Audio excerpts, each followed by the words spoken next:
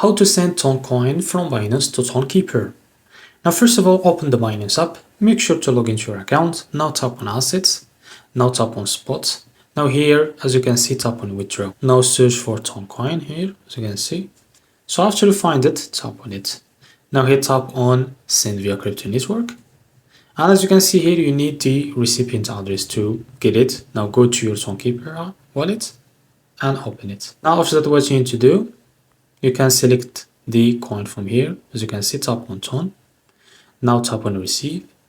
And as you can see, copy the address from here. Now go back to your Binance. Now paste the address that you copied from the Ton wallet.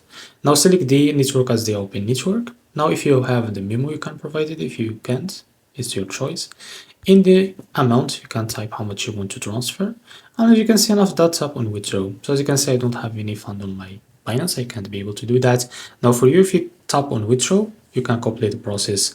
So this is how to send Toncoin from Binance to Tonkeeper. If you find this video helpful, please like and subscribe. See you next video.